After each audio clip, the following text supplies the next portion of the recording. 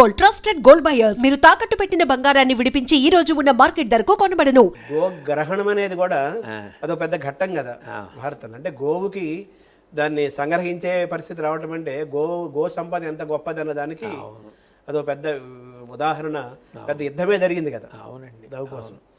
ఇటీవల మన కె విశ్వనాథ్ గారు వెళ్ళిపోయారు. మీరు మామూలుగా ప్రవచనకర్త, భారత భాగవత రామాయణాలు, ఆదిశంకరాచార్యుల దగ్గర అన్నింటి మీద మీరు ప్రవచనాలు చెప్తారు, కోట్లాది మంది మీరు అభిమానిస్తారు. ఒక శంకరాభరణం సినిమా పైన మీరు ప్రవచనం చెప్పినందుకు ఆయన తన్మయులు అయిపోయారు విశ్వనాథ్ గారు. మాలాంటి వాళ్ళు ఇద్దరు కలుస్తుంటాము, ఎప్పుడు వెళ్ళినా కానీ ఆయన నా సినిమా ఎప్పుడో వస్తే దాని మీద 3 రోజుల పాటు చాగంటి కోటేశ్వరరావు గారు దాన్ని ప్రవచనమేనే అంటాను నేను, ఉపన్యాసం అనను నేను, ప్రవచనం చేశారు శంకరాభరణం పైన. అంతకంటే నాకు ఇంకా వేరే నాకు దక్కిన శంకరాభరణం ద్వారా నాకు దక్కిన సౌభాగ్యాలలో చాగంటి కోటేశ్వరరావు గారు 3 రోజుల పాటు ఆ శంకరాభరణం పైన ప్రవచనం చేయడం నేను గొప్ప సౌభాగ్యంగా నేను భావిస్తానన్నారు. అది మీకు ఎలా మీకు అనిపించింది? మంచి ప్రశ్నే అడిగారు శర్మ గారు. అంటే మీరు అడిగినవన్నీ మంచి ప్రశ్నలే. అంటే నాకు ఆ శంకరాభరణం సినిమా చూస్తున్నప్పుడు అందులో దర్శక ప్రతిభ కొట్టొచ్చినట్టు కనపడిందండి. అందులో కొన్ని విషయాలు కేవలంగా ఏదో నాటకీయత కోసం కంటి ద్వారా ఆనందం పొందడానికే కాదు, తరచి ఆలోచిస్తే వాటి వెనక ఏదో గంభీరమైన విషయాన్ని దృష్టిలో పెట్టుకుని దర్శకుడు దీన్ని తెరకెక్కించాడు అని అనిపించింది.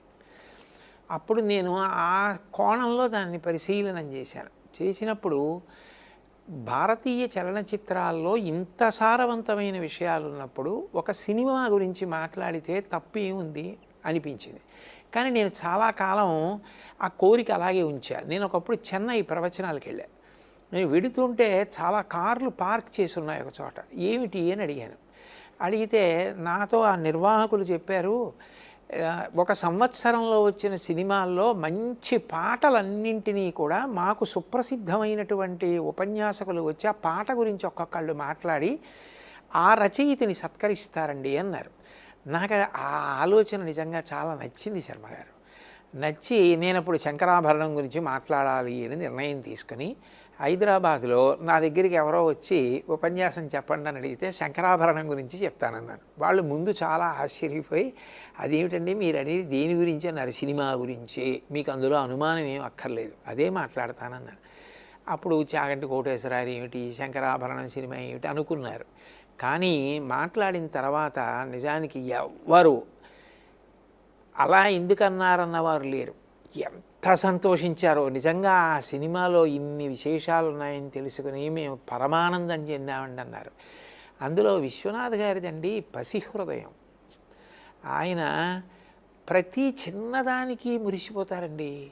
నేను ఆయన దగ్గరికి వెళ్ళి కూర్చుని మాట్లాడుతుండేవాడిని.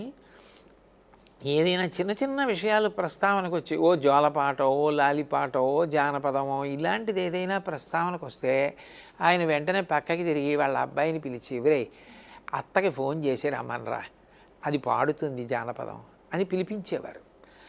అట్లా ప్రతిదాన్ని చూసి మురిసిపోగలిగినటువంటి పసిహృదయాన్ని పరమేశ్వరుడు ఆయనకి ఇచ్చాడు. అందువల్ల నిజానికి ఆయన అంతరంగంలో ఉన్న భావాలన్నీ పరకాయ ప్రవేశం చేసి చెప్పడం నాకు సాధ్యం కాదు. కానీ నేను చెప్పిన దానికి అంత మురిసిపోగలగడం ఆయన పసిహృదయానికి నిదర్శనం. అదే ఆయన కూడా నేను కూడా ఆశ్చర్యపోయాను మిగతా వాళ్ళలాగానే. ప్రవచనం చెప్తారు కదా ఆయన, భారత భాగవత రామాయణాలు, ఉపనిషత్తులు, వేదాలు, శంకరాచార్యుల గురించి మాట్లాడేవాడు. ఈ పిచ్చి సినిమా తీశాను నేను, సినిమా శంకరాభరణము అని చెప్పి అనుకున్నాను. ఇది ఇంతకు సినిమా 3 రోజుల ప్రవచనం అంతా విన్న తర్వాత ఇవన్నీ నేను తీసినవేనా, నేను చెప్పినవేనా అని నాకే ఆశ్చర్యం కలిగించారు ఆయన. అంటే చాలామంది ఆ టైంలో నాకు చాలా పురస్కారాలు వచ్చాయి, చాలామంది నన్ను ప్రశంసిస్తూ చాలామంది మాట్లాడారు. పేరాల భరశర్మ గారు లాంటి వాళ్ళు ప్రశంసించారు, చాలా జరిగాయి. పుట్టపర్తి నారాయణచారి గారు లాంటి వాళ్ళు కళాతపస్వి బిరుదులు ఇచ్చారు. అవన్నీ జరిగాయి. అవన్నీ ఒక ఎత్తు. చాగంటి కోటేశ్వరరావు గారని ఒక మడిగట్టుకొని ప్రవచనాలు చెప్పే వ్యక్తి వచ్చి ఒక శంకరాభరణం సినిమా గురించి చెప్పడం అనేది, ఇంత విషయం నాలో తెలియకుండా నా సినిమాలో ఇంత ఉందని నేనే ఆశ్చర్యపోయి నేను చాలా ఆనందపడ్డ సందర్భం అని అన్నారు. ఇటీవల వారు స్వైక్యం చెందారు కాబట్టి వారి ప్రస్తావన చాలా మంచి పని చేశారు. నిజంగా ఆ మహానుభావుడు సంతోషించారు. నాకు అంతకన్నా ఏం కావాలండి. 3 రోజులు కాదు, మనం సప్తాహం చేద్దాం, ఎన్ని రోజులైనా మాట్లాడవచ్చు శంకరాభరణం గురించి. అసలు శంకరాభరణమే కాదు, విశ్వనాథ్ గారి ప్రతి సినిమా శంకరాభరణమే. విశ్వనాథ్ గారి సినిమాలన్నిటి గురించి మాట్లాడవచ్చు. అంత సరుకు, అంత సరంజామా, అంత భారతీయత అందులో ఉందని మీరు చెప్పారు. అవునవును, అందులో అసలు నాకు అనుమానం ఏం లేదు. సినిమా మొత్తం కాకపోయినా కొన్ని సినిమాల్లో కొన్ని విశేషాలు, కొన్ని మాటలు చాలండి. ఆ స్వర్ణకమలం సినిమాలో ఆగిన సాధన యోగము కాగా, ఎంత గంభీరమైన మాట. సాధన ఆగిపోతే సాధనాభ్రష్టుడు అంటారు. ఆయన కాదు, ఆగిన సాధన యోగము కాగా అన్నారు. ఆగిన సాధన కూడా యోగం అయిపోయింది. అలాంటివి నాకు ఎక్కడో గుండె లోతుల్లో తట్టినట్టు అనిపించి ఎంత ఆనందాన్ని ఇస్తాయో. అది విశ్వనాథ్ గారి సినిమాల్లో ఎక్కువ నాకు కనపడేవి. ఇప్పటికి చాలా సంతోషించి దాని గురించి మాట్లాడాను. మీరు ఆయన అంత సంతోషించారని చెప్పారు. నాకు ఇంకంతకన్నా కావలసింది ఏముంది శర్మ గారు. అలా ఈరోజు మనం విశ్వనాథ్ గారిని మనం ఈ విధంగా తలుచుకున్నాం. మహానుభావుడు, ఆయనకి నమస్కరించారు.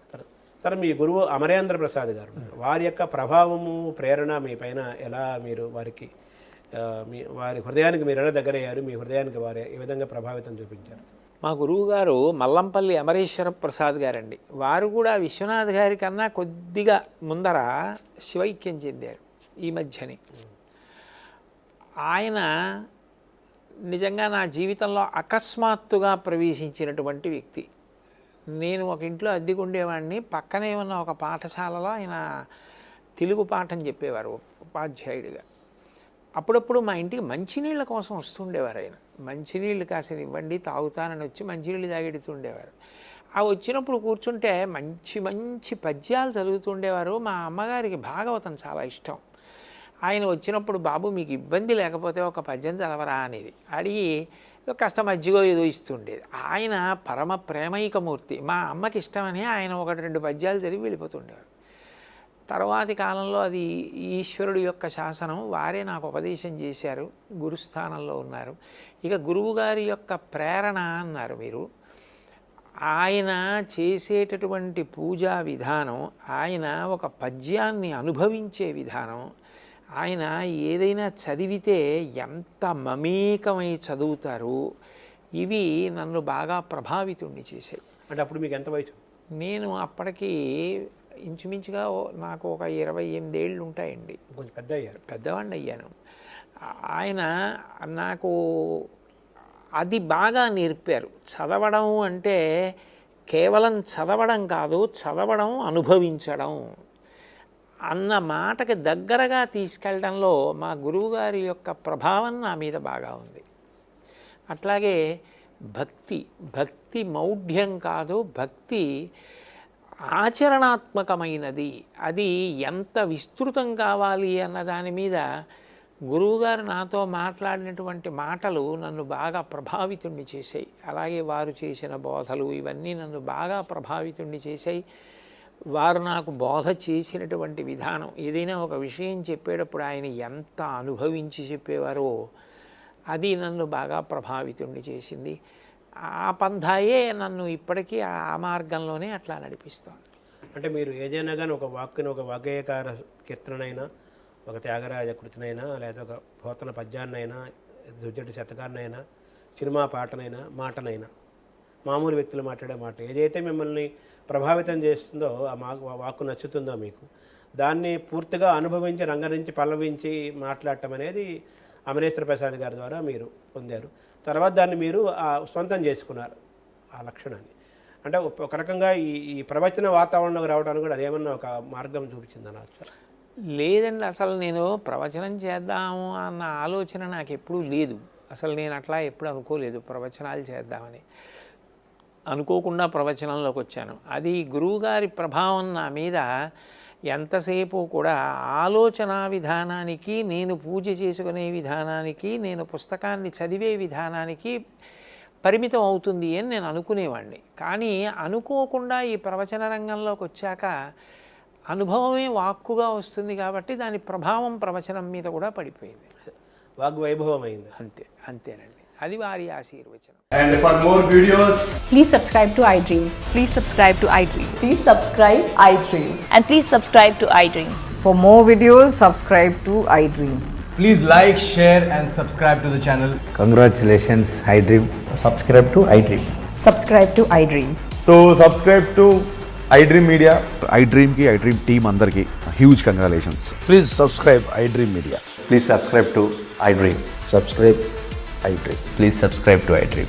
iDream అంటే నా కళల ఛానల్ సబ్స్క్రైబ్ చేసుకున్న నోరు తిరుగుతలేదు, మీరైతే గంట గుర్తు కొట్టండి. For more such videos, please subscribe to iDream. Subscribe to iDream. Please subscribe to iDream. Please subscribe iDream Media. Please do subscribe to iDream. Please subscribe to iDream Media. For best entertainment and information, please subscribe iDream. And don't forget to subscribe to iDream.